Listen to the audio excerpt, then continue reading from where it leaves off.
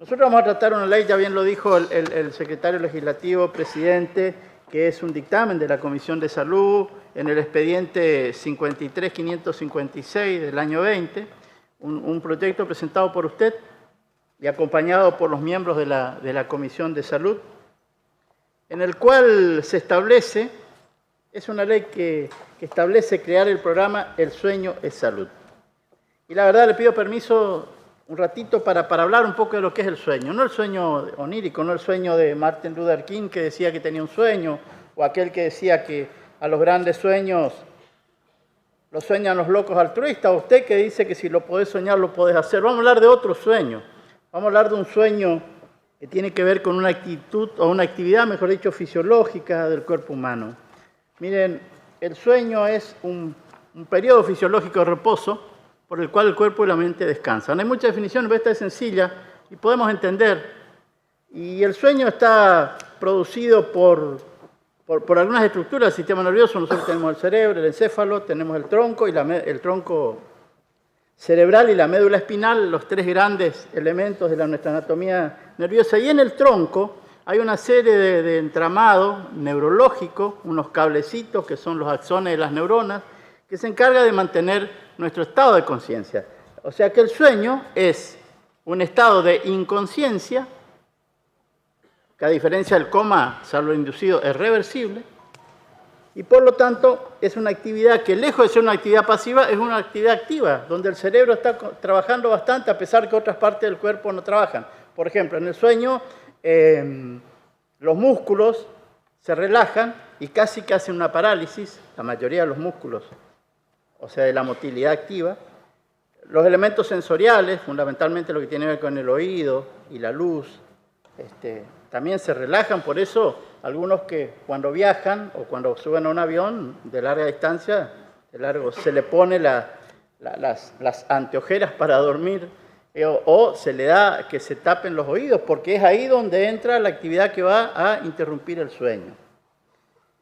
Y en realidad el sueño está producido, decía, por este sistema involuntario que se llama SARA, sistema activador reticular ascendente, que es el que cuando se afecta produce el coma. Muchos sabemos lo que es el coma. Bueno, el coma, insisto, salvo el medicamentoso, es irreversible en muchas veces, otras veces se despierta, pero involuntario.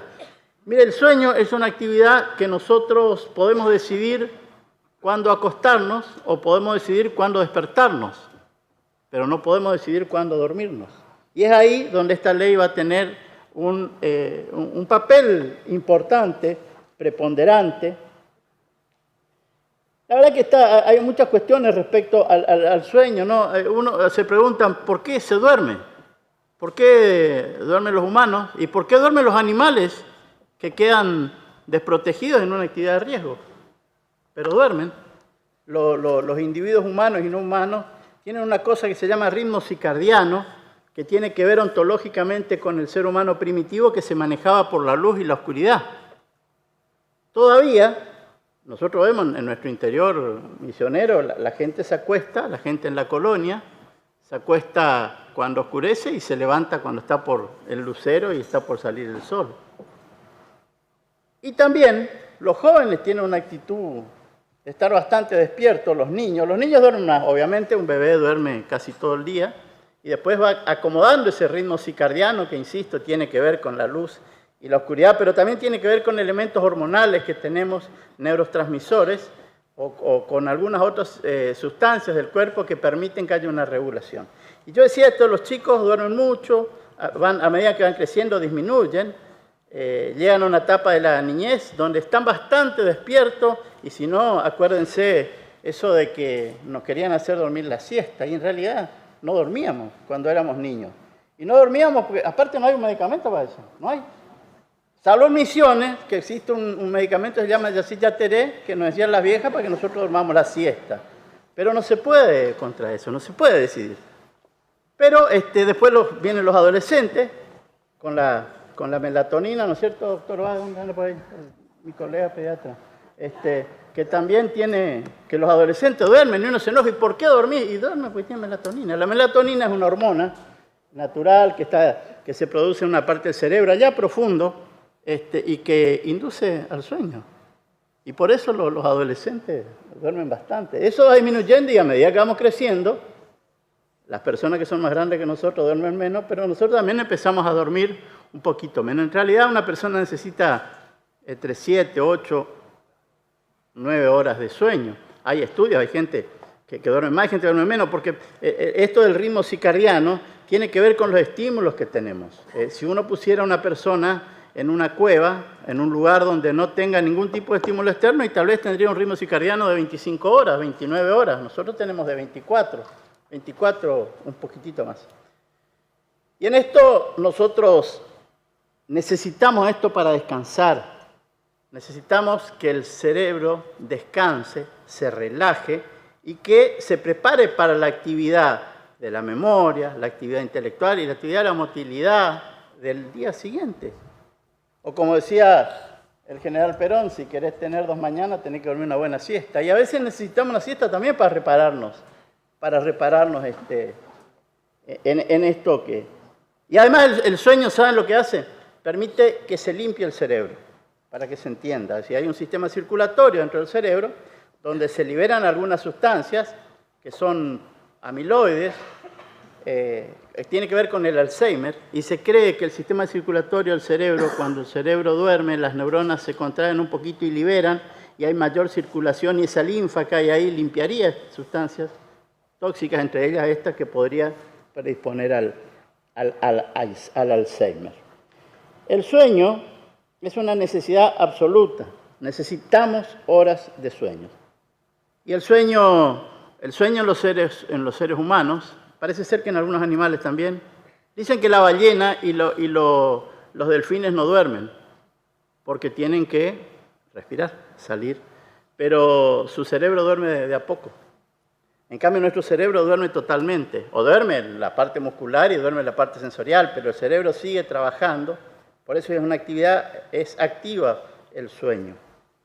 El sueño, se considera en el ser humano 2 tipos de sueño, el no REM y el REM.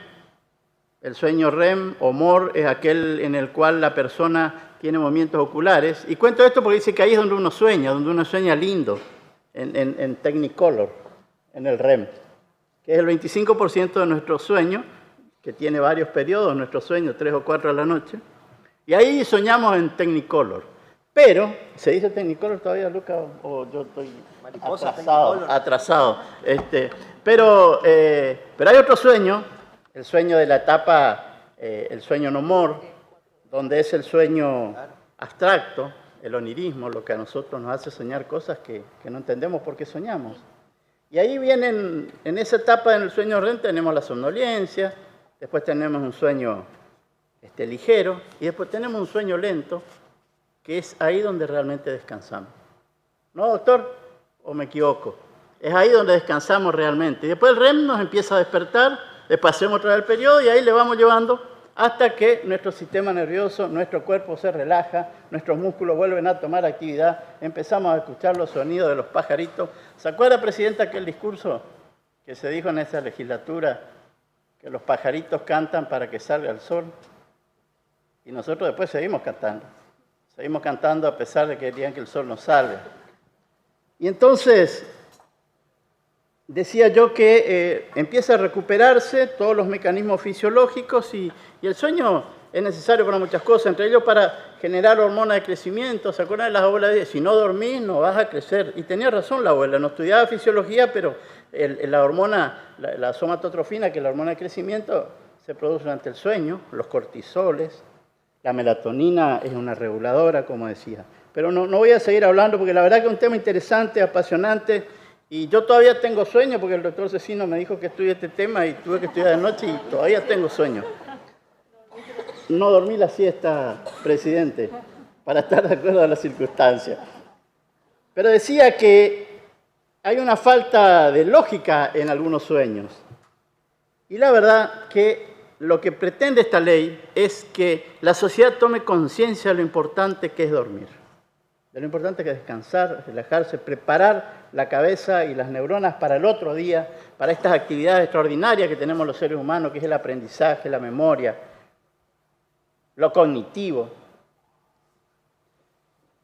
Y para que la sociedad tome conciencia es necesario generar un marco institucional que va a ser en el Ministerio de Salud. Seguramente se trabajarán ahí los equipos y eso dará origen a que se estudie, a que se prepare. No hay muchos profesionales de la salud en este tema. Es un tema que se empezó recién a tomar como tal allá por los años 70, así que va a haber que formar cuerpos técnicos, gente que conozca y que trate a las personas y que entiendan que no se trata de tomar tranquilizantes cuando uno tiene una alteración del sueño que no se puede dormir, que se llama insomnio, sino se trata de establecer medidas higiénico-dietéticas que lleven a un buen sueño.